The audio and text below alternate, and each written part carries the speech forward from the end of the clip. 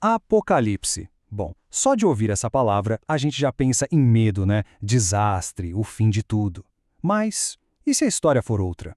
Hoje, a gente vai mergulhar nesse livro não como um roteiro de destruição, mas pelo que o nome dele realmente quer dizer, uma revelação. A revelação da esperança e da vitória definitiva de Jesus Cristo.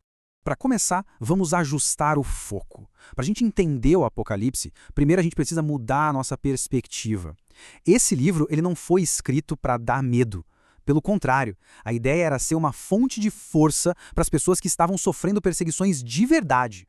Na sua essência, é um livro de esperança.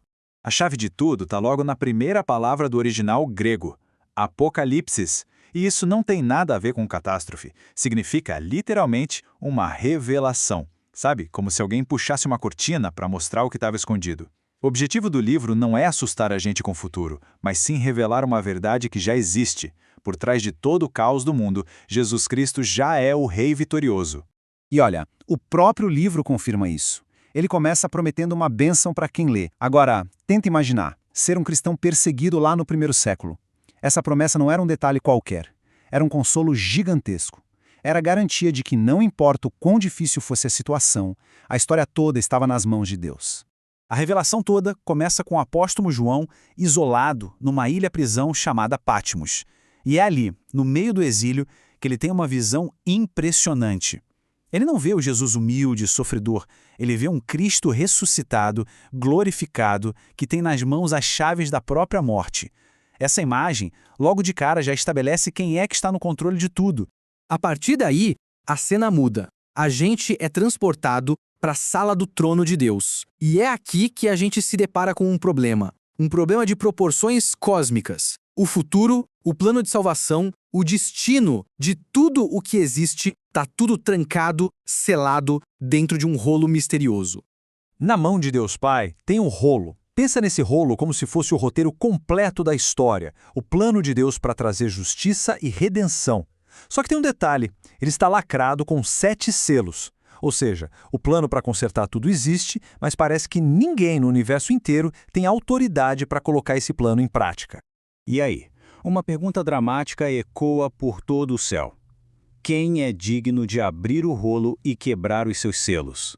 E tudo para. A criação inteira prende a respiração. A questão aqui não é sobre ter força, mas sobre ser digno. Quem viveu uma vida tão perfeita a ponto de poder executar o plano perfeito de Deus?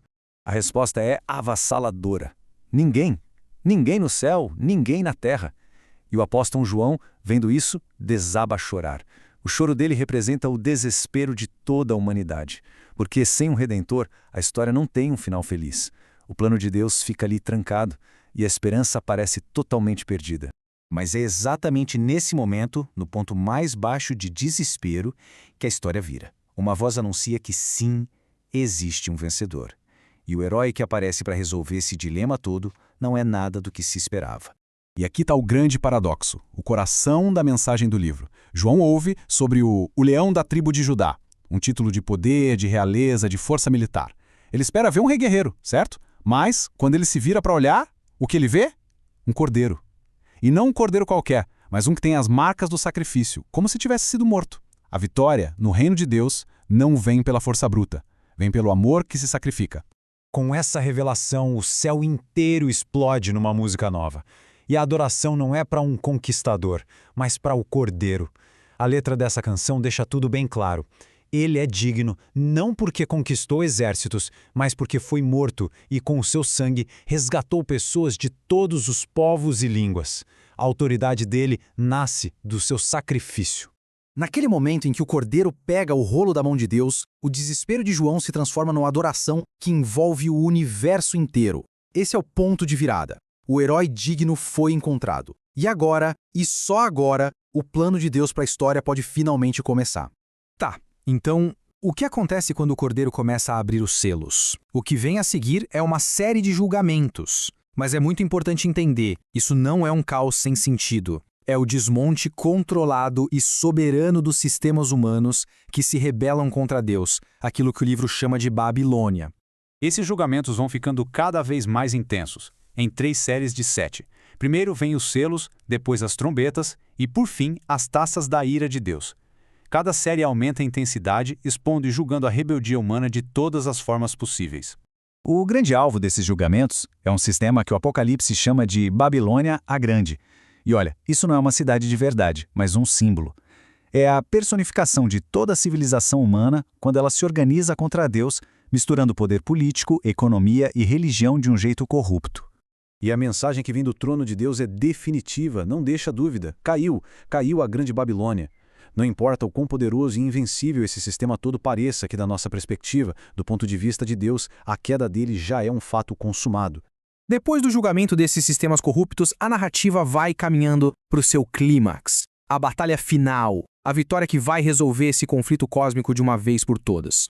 E então o céu se abre, o véu que separa o céu e a terra se rasga, e o herói retorna. Mas a imagem agora não é mais a do cordeiro sacrificado. Agora ele é um rei guerreiro, montado num cavalo branco, pronto para a batalha final. No manto dele está escrito seu título final, Rei dos Reis e Senhor dos Senhores. Não existe mais debate, não há mais desafio. A autoridade dele é absoluta, e ele vem para executar a justiça final e estabelecer o seu reino para todos sempre. E aqui a gente vê o grande contraste final do livro. De um lado, a Babilônia, a cidade corrupta dos homens, sendo consumida pelo juízo. E do outro, a Nova Jerusalém, a cidade de Deus, descendo do céu, pura, radiante como uma noiva. São dois sistemas, duas lealdades e dois destinos eternos. E a história, no fim de tudo, não termina com fogo e destruição, ela termina com cura. A promessa final é a de uma nova criação, onde o próprio Deus vai enxugar cada lágrima. Não vai mais existir morte, nem luto, nem choro, nem dor. Essa é a paz, a restauração completa que a vitória do Cordeiro finalmente conquistou. No fim das contas, o Apocalipse não é sobre quando o mundo vai acabar, mas sobre quem segura o mundo nas mãos. Não é um livro sobre medo, mas sobre a vitória garantida de Deus através do Cordeiro. E isso tudo deixa uma pergunta para a gente. No meio do caos do nosso mundo, como é que essa certeza de uma esperança soberana muda o jeito que a gente vive hoje?